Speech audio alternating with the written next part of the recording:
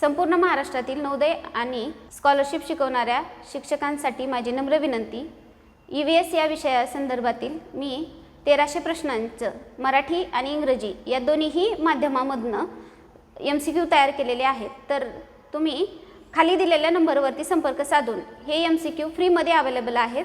तुम्ही तुमच्या विद्यार्थ्यांपर्यंत पोहोचवा. तसेच हा व्हिडिओ अतिशय उपयुक्त आहे, तर तुम्ही जास्तीत जास्त विद्यार्थ्यांसोबत आणि त्यांच्या पालकांसोबत तसेच शिक्षकांसोबत शेअर करा. नमस्कार, मी ज्योती देशमुख. आज आपण नवोदय प्रवेश परीक्षेच्या EVS म्हणजेच परिसर अभ्यास या विषयातील पहिला चॅप्टर नैसर्गिक जग यामधील चौथा घटक जमिनीवरील आणि पाण्यातील प्राणी आणि वनस्पती हे पाहणार आहोत. त्यामध्ये आज आपण जमिनीवरील वनस्पती पहिला घटक पाहूया.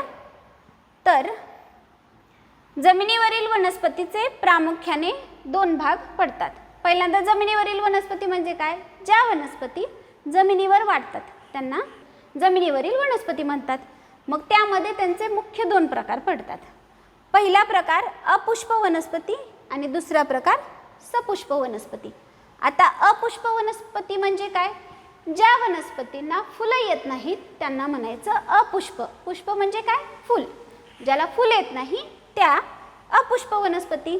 आणि सपुष्प वनस्पती म्हणजे ज्यांना फुलं येतात त्या सपुष्प वनस्पती.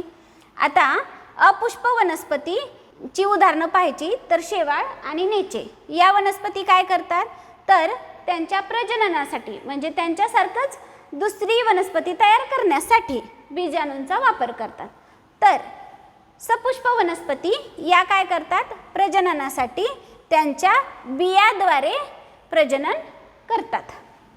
त्यानंतर आपण पाहणार आहोत वनस्पतीची रचना. वनस्पतीमध्ये त्यांची रचना कशी असते? तर प्रत्येकाला माहिती आहे वनस्पतींचे अवयव कोणकोणते? तर मूळ, पान, खोड, फळ, फूल ही वनस्पतीची रचना असते. तर सर्वात पहिलं मूळ.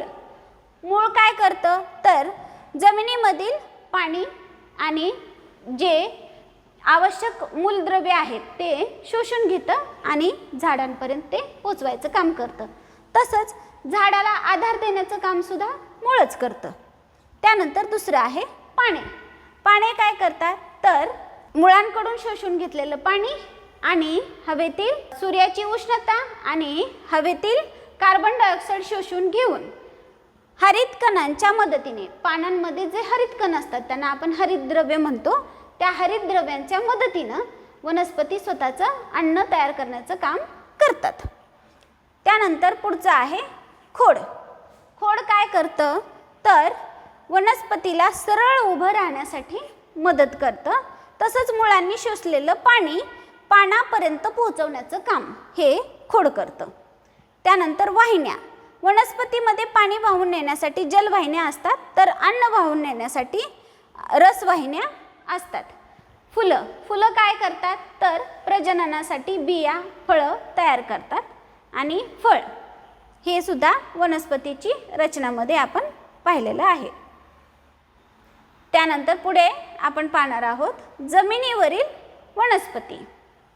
महत्त्वाच्या त्यांच्या जीवनक्रिया कोणकोणत्या आहेत? वनस्पतीमधील महत्त्वाच्या जीवनक्रिया कोणकोणत्या? पहिली प्रक्रिया आहे प्रकाश संश्लेषण आणि दुसरी प्रक्रिया आहे बाष्पोत्सर्जन. तर प्रकाश संश्लेषण म्हणजे काय?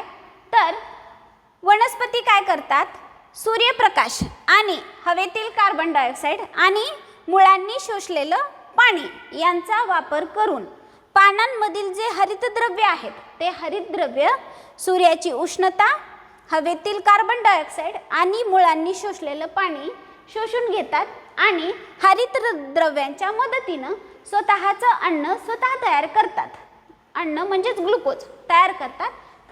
त्या क्रियेला आपण प्रकाश संश्लेषण क्रिया म्हणतो. त्यानंतर दुसरी क्रिया आहे बाष्पोत्सर्जन. यामध्ये वनस्पती काय करतात? तर वनस्पतीच्या पानावरील जे लहान लहान छिद्र असतात, पानांमध्ये लहान लहान छिद्र असतात, त्या लहान छिद्रांमधून जे जास्त झालेलं पाणी आहे ते हवेमध्ये ते सोडलं जातं आणि त्यामुळे काय होतं? तर हवेमध्ये गारवा तयार होतो किंवा वातावरणामध्ये गारवा तयार होतो. अशा या 2 जीवन प्रक्रिया महत्त्वाच्या आहेत वनस्पतीच्या. त्यानंतर पुढे आपण पाहणार आहोत वनस्पतींचे महत्त्व. वनस्पती या प्राणी आणि मनुष्य या दोघांच्या जीवनामध्ये अतिशय महत्त्वाचा घटक आहे आणि त्यांचं महत्त्वही तितकंच आहे. तर सर्वात पहिलं महत्त्व आहे ऑक्सिजनची निर्मिती करतात. वनस्पती या काय करतात, वातावरणातील कार्बन डायऑक्साईड शोषून घेतात आणि ऑक्सिजन सोडतात. त्यामुळे प्राण्यांना आणि सर्व सजीवांना जो श्वसनासाठी लागणारा ऑक्सिजन आहे तो आपल्याला वनस्पतीकडून मिळतो. त्यानंतर दुसरा आहे अन्नाचा मुख्य स्रोत. बहुतांश सजीवांना लागणारं अन्न हे आपल्याला वनस्पतीद्वारेच मिळतं. त्यामुळे अन्नाचा मुख्य स्रोत या वनस्पतीच आहेत. सर्व शाकाहारी आणि पर्यायाने मांसाहारी प्राणी सुद्धा वनस्पतीवरच अन्नासाठी अवलंबून असतात. त्यानंतर पुढचं आहे औषध आणि उद्योग. मानवाला लागणारी अनेक औषधं ही वनस्पतीपासूनच मिळतात. तसेच कापड हे सुद्धा आपल्याला वनस्पतीपासूनच मिळतं. पुढचा मुद्दा आहे जमिनीची धूप थांबवणे. वनस्पतीची मुळं काय करतात, ही माती घट्ट धरून ठेवतात. त्यामुळे जमिनीची धूप होत नाही. पावसाचं पाणी तसंच पुराचं पाणी यामुळे जी वाहून जाणारी माती आहे ती माती वाहून जात नाही आणि त्यामुळे जमिनीची धूप होत नाही. आता आपण जमिनीवरील वनस्पती म्हणजे काय आणि त्यांची काय वैशिष्ट्ये आहेत ते पाहू. जमिनीवरील वनस्पती म्हणजे काय, तर जमिनीवर वाढणाऱ्या वनस्पतींना जमिनीवरील वनस्पती म्हणायचं. या वनस्पती काय करतात, मातीतून पाणी आणि खनिज शोषून घेतात आणि पर्यावरणाचा समतोल राखण्यास मदत करतात. तसंच प्राण्यांसाठी लागणारं अन्न, प्राणवायू, निवारा या वनस्पती उपलब्ध करून देतात. आता यांची वैशिष्ट्ये काय काय आहेत तर बघा, या वनस्पती जमिनीवर वाढतात, हे पहिलं वैशिष्ट्य. मुळांच्या साहाय्याने पाणी शोषून घेतात, हे दुसरं वैशिष्ट्य. तिसरं वैशिष्ट्य आहे की सूर्यप्रकाशाच्या मदतीने ते स्वतःचं अन्न स्वतः तयार करतात. त्यानंतर या वनस्पतीची मुळं ही जमिनीमध्ये घट्ट रुतलेली असतात. आणि चौथं वैशिष्ट्य आहे या वनस्पती पर्यावरणाचा समतोल राखण्यामध्ये मदत करतात. आता जमिनीवरील वनस्पतींमध्ये कोणकोणते प्रकार पडतात ते पाहूया आपण. त्यामधले पहिले 2 प्रकार आपण पाहिलेले आहेत की सपुष्प वनस्पती आणि अपुष्प वनस्पती. ज्या वनस्पतींना फुलं येतात त्यांना आपण सपुष्प वनस्पती म्हणतो आणि ज्यांना फुलं येत नाहीत त्यांना आपण अपुष्प वनस्पती म्हणतो. सपुष्प वनस्पतीमध्ये आपण पाहिलेले आहेत गुलाब, जास्वंद, इतर जे काही वनस्पती आहेत, बहुतांश वनस्पती या सपुष्प वनस्पतीच असतात. आणि अपुष्प वनस्पतीमध्ये शेवाळ, नेचे वगैरे या वनस्पती असतात. सपुष्प वनस्पती या बियांच्या साहाय्याने त्यांचं प्रजनन करतात, म्हणजे त्यांच्यासारखा दुसरा वनस्पती तयार करतात. तसंच अपुष्प वनस्पती या बीजाणू तयार करतात, त्यांच्या मदतीने त्या त्यांच्यासारखेच दुसऱ्या वनस्पतीची निर्मिती करतात. त्यानंतर वनस्पतींच्या प्रकारामध्ये दुसरे प्रकार आहेत. पहिला त्यामधील वृक्ष. वृक्ष म्हणजे काय, ज्या वनस्पती खूप मोठ्या आणि उंचच उंच वाढतात त्यांना आपण वृक्ष म्हणतो. म्हणजे उंच आणि मोठ्या असणाऱ्या ज्या वनस्पती आहेत ते वृक्ष असतात. त्यांची खोडं मोठीच्या मोठी आणि मजबूत असतात. तसंच त्या अनेक वर्ष जगतात. आता यामध्ये उदाहरण पाहायचं गेलं तर वड, आंबा, नारळ, पिंपळ यांसारखी, चिंच यासारखी जी मोठी मोठी झाडं आहेत त्यांना आपण काय म्हणतो, वृक्ष म्हणतो. दुसरं आहे झुडपं. झुडपं म्हणजे काय तर ही वृक्षांपेक्षा आकाराने लहान असतात. त्यांना एक मुख्य खोड नसतात, अनेक खोडं असतात. त्यानंतर त्यांचं खोड हे कठीण असतं. जसं की त्याच्यामध्ये उदाहरणं घ्यायची झाली तर गुलाब, कण्हेर, जास्वंद वगैरे हे काय आहेत, झुडपांची उदाहरणं होती. त्यानंतर तिसरे आहे औषधी वनस्पती. म्हणजे ज्या वनस्पतीचा वापर आपण औषधं मिळवण्यासाठी करतो त्यांना आपण औषधी वनस्पती म्हणतो. त्या आकाराने लहान असतात, त्यांचं खोड मऊ असतं. तसंच या वनस्पती मधले काही उदाहरणं घ्यायचे झाले तर तुळस, त्यानंतर कोरफड, पुदिना किंवा कडुलिंब यांसारखे हे वनस्पती काय आहेत, औषधी वनस्पती आहेत. त्यानंतर वेली. वेली म्हणजे काय, ज्या वनस्पती कशाच्या तरी आधाराने पसरतात मग ते झाडावर पसरणाऱ्या सुद्धा वेली असतात, तसंच काही वेली या जमिनीवर सुद्धा पसरतात. तसं मग त्यामध्ये उदाहरणं घ्यायची झाली तर द्राक्षवेल, भोपळा, त्यानंतर मोगराचा वेल किंवा कारलं, दोडका यांसारख्या ज्या वेली असतात त्या काय करतात, झाडांच्या किंवा कशाच्या तरी मदतीने वर जातात. परंतु टरबूज, खरबूज, काकडी यांसारख्या ज्या वेली असतात त्या काय करतात, जमिनीवर पसरतात. त्यानंतर वनस्पतींचं महत्त्व तर आपण पाहिलेलंच आहे. आता आपण काही जलचर वनस्पती पाहूया. आता आपण जमिनीवरील वनस्पती तर पाहिलेल्या आहेत. ज्या वनस्पती जमिनीवर वाढतात त्यांना आपण जमिनीवरील वनस्पती म्हणतो. आता जलचर म्हणजे ज्या वनस्पती पाण्यामध्ये वाढतात त्यांना आपण जलचर वनस्पती म्हणतो. मग आता त्यामध्ये सगळ्यात पहिल्यांदा जलचर वनस्पतींच्या वैशिष्ट्यामध्ये पाहायचं झालं तर त्यांचं वैशिष्ट्य काय काय आहेत, तर या वनस्पती पाण्यात वाढतात, हे मुख्य वैशिष्ट्य आहे. दुसरं वैशिष्ट्य, सूर्यप्रकाशाच्या मदतीने अन्न तयार करतात. मग त्या जमिनीवरील असू दे किंवा पाण्यातील वनस्पती असू दे, दोन्हीही वनस्पती या सूर्यप्रकाशाच्या मदतीनेच अन्न तयार करतात. तिसरं वैशिष्ट्य आहे, यामधील काही वनस्पती, ज्या काही जलचर वनस्पती आहेत त्यामधील काही वनस्पती या पाण्यावर तरंगतात, तर काही वनस्पतीची मुळं ही पाण्याच्या तळाशी असतात. त्यानंतर काही वनस्पती या अनेक जलचरांना अन्न आणि निवारा मिळवून देतात. आता जलचर वनस्पतींच्या प्रकारामध्ये कोणकोणते प्रकार येतात, तर पहिला प्रकार तरंगणाऱ्या वनस्पती. या वनस्पती पाण्याच्या पृष्ठभागावर तरंगतात. त्यांची पाने पाण्यावर पसरलेली असतात. या वनस्पतीची मुळं पाण्यात असतात, खाली पाण्याच्या खाली मुळं असतात आणि त्या सपाट पृष्ठभागावर, पाण्याच्या पृष्ठभागावर तरंगतात. जर उदाहरणं घ्यायची झाली तर कमळ, जलपर्णी, शालूक यांसारख्या काही वनस्पती आहेत ज्या पाण्यावर वाढतात आणि त्यांची मुळं ही पाण्याच्या खाली असतात. त्यानंतर दुसरा प्रकार आहे बुडलेल्या वनस्पती. या वनस्पती पूर्णपणे पाण्यातच असतात. त्या पाण्यामधला प्राणवायू म्हणजे पाण्यातील ऑक्सिजनचं प्रमाण वाढवतात. त्यामध्ये अनेक वनस्पती या जलचर प्राण्यांसाठी उपयुक्त असतात. म्हणजे पाण्यामध्ये ज्या बुडलेल्या वनस्पती आहेत या वनस्पती काय करतात, तर पाण्यामधील ऑक्सिजनचं प्रमाण वाढवतात. त्यांना पाण्यामधील जे जलचर प्राणी आहेत त्यांच्यासाठी अन्न आणि निवारा हे दोन्हीही ते उपलब्ध करून देतात. तसंच जास्तीत जास्त जो ऑक्सिजन निर्मिती केली जाते तर या पाण्यातील वनस्पतींमुळे तयार होते. तर त्यामध्ये मुख्य उदाहरणं पाहायची झाली तर हायड्रिला किंवा क्लोरेनी यासारखी काही वनस्पती आहेत ज्या पाण्यात बुडालेल्या वनस्पती असतात. त्यामधील तिसरा प्रकार आहे तळाशी रुजलेल्या वनस्पती. या वनस्पतीची मुळं पाण्याच्या तळाशी असतात. त्यांची पानं आणि फुलं पाण्यावर दिसतात आणि या वनस्पती तलाव आणि सरोवरामध्ये आढळतात. उदाहरणार्थ कमळ आणि शिंगाडा हे आपण उदाहरणं पाहिलेली आहेत. आता जलचर वनस्पतींचं महत्त्व काय, तर जलचर प्राण्यांना अन्न मिळतं, पाण्यातील प्राणवायूचं प्रमाण त्यांच्यामुळेच वाढतं, अनेक प्राण्यांना निवारा मिळतो, पाण्याची गुणवत्ता टिकून राहण्यास मदत होते आणि पर्यावरणाचा समतोल राखला जातो. अशी ही जलचर वनस्पतींचे महत्त्व आहे. त्यानंतर आपण पुढे पाहणार आहोत जमिनीवरील. आता आपण वनस्पतीचे प्रकार पाहिलेले आहेत, पाण्यातील वनस्पती पण पाहिल्या आणि जमिनीवरील पण वनस्पती पाहिल्या. आता आपण जमिनीवरील प्राणी आणि पाण्यातील प्राणी पाहणार आहोत. त्यामध्ये सर्वात पहिल्यांदा आपण जमिनीवरील प्राणी पाहणार आहोत. आता जमिनीवरील प्राणी म्हणजे काय, तर जे प्राण्यांचं जे वर्गीकरण आहे तर ते त्यांच्या निवासस्थानावरून होतं.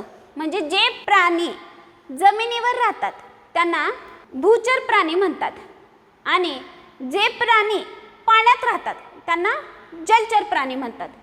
परंतु जे प्राणी जमीन आणि पाणी या दोन्ही ठिकाणी राहतात त्यांना आपण उभयचर म्हणतो. म्हणजे उभयचर म्हणजे ते जमिनीवरही राहू शकतात आणि पाण्यातही राहू शकतात, त्यांना उभयचर प्राणी म्हणतो. तसं हे झालं राहण्यावरून प्राण्यांचं वर्गीकरण. तसंच आपण त्यांचं पाळीव प्राणी आणि हिंस्र प्राणी असं दोन वर्गीकरण सुद्धा करतो. जे प्राणी आपण पाळतो त्यांना आपण पाळीव प्राणी म्हणतो आणि जे प्राणी जंगलात राहतात त्यांना आपण हिंस्र प्राणी किंवा जंगली प्राणी सुद्धा म्हणतो. आता पहिल्यांदा भूचर प्राणी. जे प्राणी जमिनीवर राहतात त्यांना भूचर म्हणायचं. मग उदाहरणं पाहायची झाली तर वाघ, सिंह, हरिण, गाय, घोडा हे जेवढे काही जमिनीवर आपल्याला प्राणी दिसतात ते सगळे भूचर झाले. त्यानंतर दुसरं बिळात राहणारे प्राणी. जे प्राणी बिळ करून राहतात त्यांना बिळात राहणारे प्राणी म्हणायचं. उदाहरणं पाहायची झाली तर उंदीर, साप, गांडूळ, सरडा किंवा ससा यांसारखे प्राणी हे बिळात राहणारे प्राणी आहेत. त्यानंतर वृक्षवासी प्राणी म्हणजे जे प्राणी झाडावर राहतात त्यांना आपण वृक्षवासी प्राणी म्हणतो. जसं की माकड, खार, त्यानंतर सरडे वगैरे हे जे काही किंवा बऱ्याच प्रकारचे पक्षी हे झाडावरच राहतात, यांना आपण वृक्षवासी प्राणी म्हणतो. त्यानंतर पुढचा प्रकार आहे हवेत उडणारे प्राणी. जे प्राणी हवेत उडतात त्यांना आपण हवेत उडणारे प्राणी म्हणतो. जसं की बहुतांश पक्षी हे हवेत उडतात म्हणून त्यांना हवेत उडणारे प्राणी किंवा वटवाघळं हे सुद्धा हवेत उडणारा प्राणीच आहे तो. त्यानंतर पुढचे आता मगाशी मी तुम्हाला सांगितल्याप्रमाणे पाण्यात जे राहतात त्यांना जलचर म्हणायचं. उभयचर म्हणजे पाणी आणि जमीन या दोन्ही ठिकाणी राहतात ते उभयचर प्राणी. आणि भूचर म्हणजे जे फक्त जमिनीवर राहतात त्यातले आपण मगाशी पाहिलेले आहेत, बिळ करून राहणारे, जमिनीवर राहणारे, झाडावर राहणारे, हवेत उडणारे हे सगळे. त्यानंतर पाळीव प्राणी. आता आपण जलचर प्राणी. हे प्राणी पाण्यात राहतात. अनेक प्राणी गिल्सच्या साहाय्यानं श्वास घेतात म्हणजे त्यांना छोटे छोटे गिल्स असतात त्याच्या साहाय्यानं ते श्वास घेतात. हे प्राणी पोहण्यासाठी अनुकूल असतात. त्यांचे शरीर पाण्यात राहण्यासाठी योग्य असते. आता पाण्यात राहणाऱ्या प्राण्यांचं जर उदाहरणं घ्यायचे झाले तर मासा, व्हेल, डॉल्फिन, ऑक्टोपस.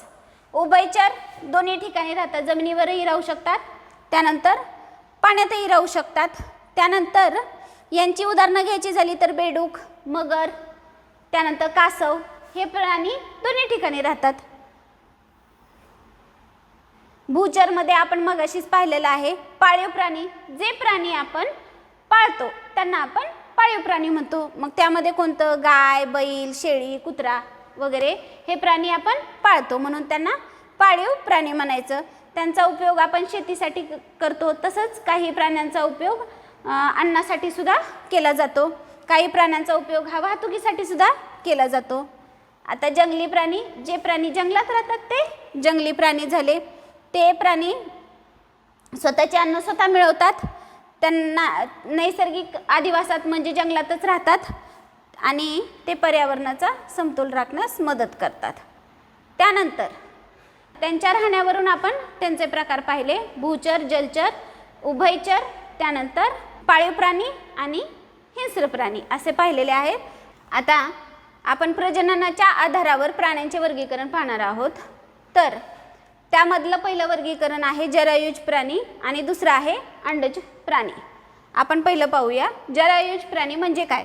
तर जे प्राणी स्वतःच्या पिल्लांना जन्म देतात त्यांना आपण जरायुज किंवा सस्तन प्राणी म्हणतो. हे प्राणी स्वतः पिल्लांना जन्म देतात, पिल्लांना दूध पाजतात आणि जमिनीवर किंवा पाण्यात आणि हवेत सुद्धा आढळतात. त्यामध्ये काही जर उदाहरणं घ्यायची झाली तर सर्वात मोठं उदाहरण माणूस, हत्ती, गाय, कुत्रा, मांजर, हरिण, शेळी, वाघ, देवमासा, सिंह, डॉल्फिन यांसारखी जी काही उदाहरणं आहेत ही सर्व उदाहरणं सस्तन प्राण्यांची आहेत. त्यानंतर अंडज प्राणी म्हणजे जे प्राणी स्वतःच्या पिल्लांना अंड्याद्वारे जन्म देतात त्यांना अंडज प्राणी म्हणतात. त्यांचं वैशिष्ट्य काय? तर ते अंडी घालतात. अनेक अंडज प्राणी जमिनीवर किंवा पाण्यात सुद्धा राहतात. अंड्यातून त्यांची पिल्लं बाहेर येतात. याची उदाहरणं जर घ्यायची झाली तर साप, बेडूक, मोर, मुंगी, मधमाशी, फुलपाखरू, सरडा, पाल, चिमणी, कावळा इत्यादी जे काही आहेत यात अंडज प्राण्यामध्ये मुख्यतः जास्त करून आपण जर पाहायला गेलं तर पक्षी खूप असतात जे अंडज आहेत. काही जलचर सुद्धा त्यामध्ये येतात तर काही सरपटणारे प्राणी सुद्धा येतात अंडज प्राण्यांमध्ये. त्यानंतर आपण पुढे पाहूया. प्राण्यांचं आहारावर आधारित वर्गीकरण. प्राणी कोणत्या प्रकारचा आहार घेतात त्यानुसार सुद्धा त्यांचं वर्गीकरण होतं. त्यामध्ये सगळ्यात पहिल्यांदा शाकाहारी प्राणी. शाकाहारी प्राणी म्हणजे काय? जे प्राणी फक्त वनस्पतीपासून मिळणारं अन्न घेऊन जगतात त्यांनाच आपण शाकाहारी प्राणी म्हणतो. म्हणजे ते वनस्पती खातात, पानं आणि गवत हे त्यांचं मुख्य अन्न असतं. फळं खाऊन जगतात, ज्यामध्ये उदाहरणं घ्यायची झाली तर गाय, हरिण, ससा, हत्ती इत्यादी जे काही आहेत ते आहेत शाकाहारी प्राणी. मुख्यतः वनस्पतीवर जगणारे प्राणी म्हणजे शाकाहारी प्राणी. दुसरं आहे मांसाहारी प्राणी. म्हणजे जे प्राणी इतर प्राण्यांचे शिकार करून स्वतःचं अन्न मिळवतात त्यांना म्हणायचं मांसाहारी प्राणी. ते मांस खातात, प्राण्यांची शिकार करतात आणि त्यांचे दात हे तीक्ष्ण असतात. म्हणजे त्यांना शिकारीसाठी जे दात असतात त्यांचे ते एकदम तीक्ष्ण असतात. त्यांची उदाहरणं पाहायची झाली तर वाघ, सिंह, चित्ता, लांडगा हे प्राणी स्वतःचं अन्न हे शिकार करूनच मिळवतात म्हणून ते मांसाहारी प्राणी आहेत. आता पुढे आहे मिश्राहारी प्राणी. म्हणजे जे प्राणी स्वतःचं अन्न प्राणी आणि वनस्पती या दोघांपासूनही मिळवतात त्यांना म्हणायचं मिश्राहारी प्राणी. यामध्ये त्यांचं वैशिष्ट्य काय तर वनस्पती खातात, त्यानंतर मांसही खातात आणि विविध प्रकारचं अन्न खातात. मग मिश्राहारीमध्ये प्रमुखपणे उदाहरण पाहायचं झालं तर माणूस हा मिश्राहारी आहे, जो वनस्पती आणि प्राणी या दोघांपासून त्याचं स्वतःचं अन्न मिळवतो. नंतर अस्वल, कावळा, कुत्रा हे जे काय आहेत हे दोन्ही आहेत मिश्राहारी आहेत. त्यानंतर आपण पुढे पाहूया जलचर प्राणी. जलचर प्राणी त्यांचंही काही वर्गीकरण आहे. आता जलचर प्राणी म्हणजे काय तर जे प्राणी पाण्यामध्ये राहतात त्याला आपण जलचर प्राणी म्हणतो. हे आपण पूर्वी पाहिलेलं आहे. आता त्यांच्यातले जे काही मुख्य प्रकार आहेत ते आपण आता इथे पाहणार आहोत. जलचर प्राण्यांमध्ये सर्वात पहिला प्रकार आहे मासे. हा मुख्य प्रकार आहे जलचर प्राण्याचा, ज्यामध्ये हे प्राणी गिल्सच्या म्हणजेच माशांना कल्ले असतात. त्या कल्ल्यांद्वारे ते काय करतात पाण्यामधील ऑक्सिजन शोषून घेतात आणि त्यांचं शरीर हे पोहण्यासाठी योग्य असतं. त्यानंतर दुसरा प्रकार आहे त्यातला सस्तन जलचर प्राणी. तर हे प्राणी पाण्यात राहतात परंतु फुफ्फुसांच्या साहाय्याने श्वास घेतात. ते आपल्या पिल्लांना दूध पाजतात. म्हणजे ते सस्तन पण आहेत आणि जलचर पण आहेत. सस्तन कशामुळे तर ते पिल्लांना जन्म देतात म्हणून सस्तन आणि पाण्यात राहतात म्हणून ते जलचर, म्हणून त्यांना जलचर सस्तन प्राणी असं म्हणतात. तर त्यामध्ये मुख्य उदाहरण घ्यायचं झालं तर डॉल्फिन आणि व्हेल हे जलचर सस्तन प्राणी आहेत. त्यानंतर पुढचे आहेत कवचधारी जलचर प्राणी. म्हणजे या प्राण्यांच्या शरीरावर कठीण कवच असतं. ते नदी, तलाव आणि समुद्रात आढळतात. हे प्राणी पाण्याच्या तळाशी सुद्धा राहू शकतात. आता याच्यातलं उदाहरण घ्यायचं झालं तर खेकडा आणि कोळंबी किंवा कासव हे सुद्धा त्यातलं मुख्य उदाहरण आपण घेऊ शकतो. त्यांच्या अंगावर मोठं कवच असतं आणि हे प्राणी तळाशी राहतात. त्यानंतर उभयचर जलचर प्राणी म्हणजे जे पाण्यात पण राहतात आणि जमिनीवर पण राहतात त्यांना उभयचर जलचर प्राणी असं म्हणायचं. मग आता यामध्ये बहुतेक तर उदाहरण म्हटलं तर बेडूक, कासव किंवा मगर हे बहुतेक वेळा पाण्यातच अंडी घालतात आणि त्यांच्या जीवनाचा काही भाग हा पाण्यात असतो तर काही पाण्याच्या बाहेर असतो म्हणून त्यांना जलचर उभयचर म्हणायचं.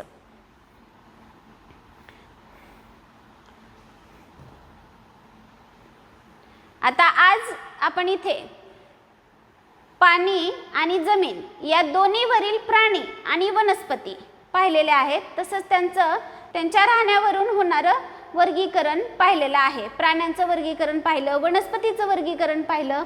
तसंच आपण त्यांची काही वैशिष्ट्येही पाहिलेली आहे, त्यांची काही उदाहरणंही पाहिलेली आहेत. तर आता या पाणी आणि जमीन यावरील वनस्पती आणि प्राणी यावर आधारित आता आपण काही महत्त्वाचे प्रश्न पाहणार आहोत. चला तर मग आपण प्रश्न पाहूया.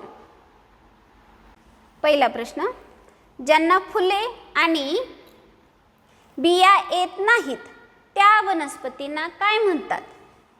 सपुष्प वनस्पती, अपुष्प वनस्पती, औषधी वनस्पती का जल वनस्पती? उत्तर आहे ऑप्शन बी अपुष्प वनस्पती. दुसरा प्रश्न, वनस्पतीमध्ये सूर्यप्रकाशाच्या मदतीने अन्न तयार करण्याचे कार्य कोणता भाग करतो? मुळे, खोड, पाने, वाहिन्या. उत्तर आहे ऑप्शन सी, पाने. वनस्पतीमध्ये पाणी आणि अन्न वाहून नेण्यासाठी कोणता भाग मदत करतो?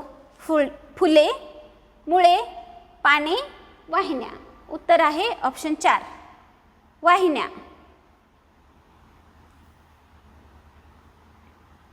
चौथा प्रश्न, प्रकाशसंश्लेषण प्रक्रियेसाठी वनस्पती कोणत्या वायूचा वापर करतात?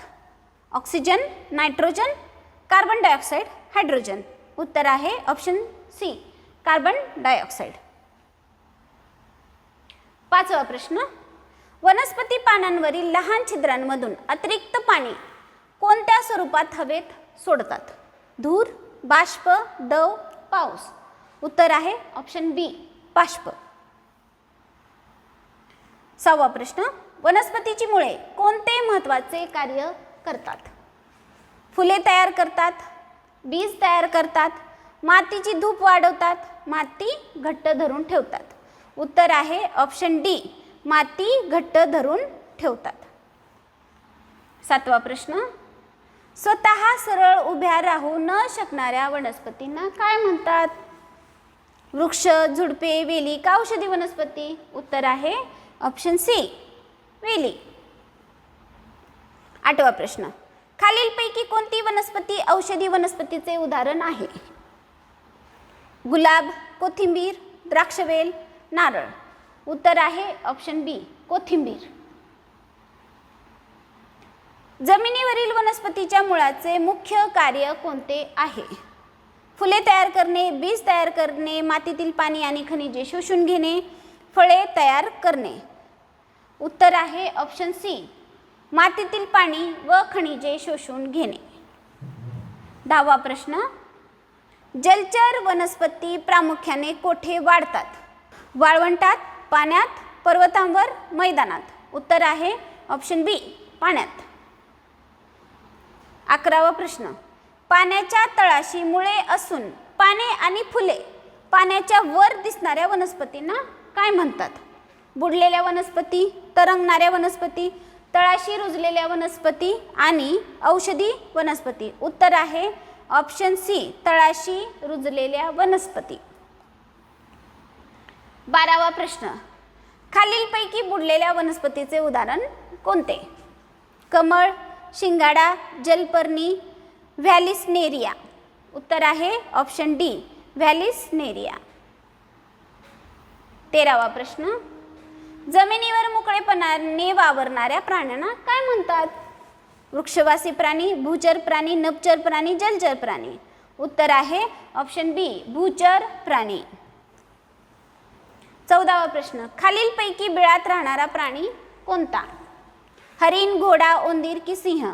उत्तर आहे ऑप्शन सी, उंदीर.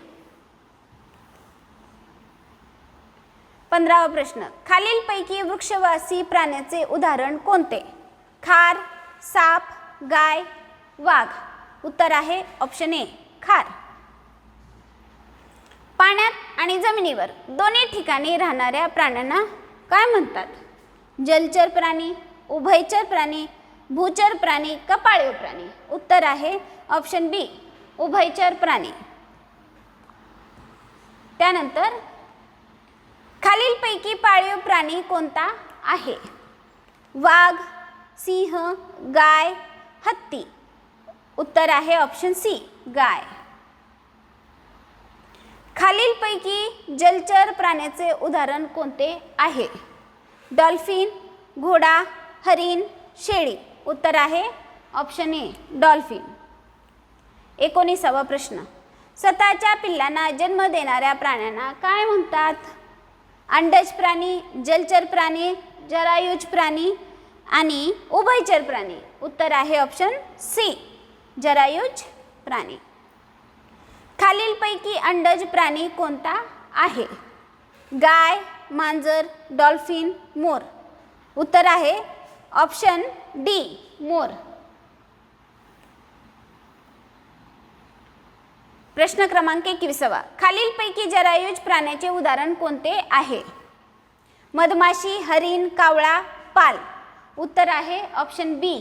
प्रश्न क्रमांक 22. खालीलपैकी शाकाहारी प्राणी कोणता आहे? वाघ, ससा, सिंह, लांडगा. उत्तर आहे ऑप्शन बी ससा. 23. प्रश्न. इतर प्राण्यांची शिकार करून मांस खाणाऱ्या प्राण्यांना काय म्हणतात? शाकाहारी प्राणी, मिश्राहारी प्राणी, मांसाहारी प्राणी, पाळीव प्राणी. उत्तर आहे ऑप्शन सी मांसाहारी प्राणी. 24. प्रश्न. खालीलपैकी मिश्राहारी प्राण्याचे उदाहरण कोणते आहे? हरिण, हत्ती, चित्ता, कावळा. उत्तर आहे ऑप्शन 4 डी कावळा. 25. प्रश्न. जलचर प्राणी कोणकोणत्या ठिकाणी आढळतात? जंगलात, नदी, तलाव, सरोवरे, समुद्र आणि महासागरात, फक्त जमिनीवर आणि वाळवंटात. उत्तर आहे ऑप्शन बी नदी, तलाव, सरोवरे, समुद्र आणि महासागरात. 26. प्रश्न. अनेक जलचर प्राणी श्वास घेण्यासाठी कशाचा उपयोग करतात? फुफ्फुसांचा, त्वचेचा, गिल्सचा, पंखाचा. उत्तर आहे ऑप्शन सी गिल्सचा म्हणजेच कल्ले. 27. प्रश्न. खालीलपैकी कोणता जलचर प्राणी नाही?